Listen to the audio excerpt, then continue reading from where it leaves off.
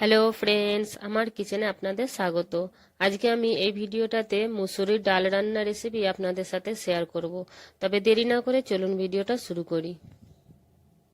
এখানে আমি একটা পাত্রে 1 কাপ মতো মুসুরির ডাল নিয়ে নিচ্ছি, আর 1 কাপ মতো তুয়ার ডাল ব্যবহার করছি। এখানে আমি এই দুটোকে ভালো করে ধুয়ে নিয়ে আমি এইগুলোকে প্রেসার কুকারে দিয়ে দেব। এতে একটা মিডিয়াম সাইজের টুকরো টুকরো করে রাখা পেঁয়াজ দিয়ে দেবো, আর দুটো টমেটো দিয়ে দেবো, একটু হলুদ গুঁড়ো দিয়ে দেবো, আর যতটা ডাল ততটা পানি দিয়ে 3টে সিটি আমি এতে দিয়ে নেব। এখানে আমি 3টে সিটি দিয়ে নিয়েছি। এইভাবে আমাদেরকে ডালগুলো আগে ঘেটে নিতে হবে।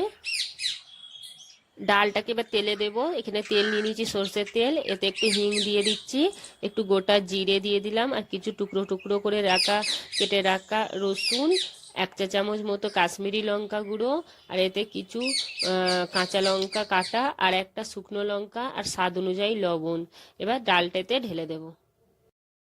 ডাল ঢেলে দেওয়ার পরে আমি দিচ্ছি এতে কিছু টুকরো টুকরো কেটে রাখা ধনে পাতা, আর 1 চা চামচ মতো কসুরি মেথি। ডালটা 10 মিনিটের মধ্যে বেনে যায়, কিন্তু এত মজার এত স্বাদের হয় যে বলে হয়তো আমি আপনাকে বোঝাতে পারবো না। যদি ভিডিওটা ভালো লেগে থাকে তাহলে লাইক, কমেন্ট, শেয়ার আর সাবস্ক্রাইব করতে মোটেও ভুলবেন না। ভিডিওটা দেখার জন্য অনেক অনেক ধন্যবাদ।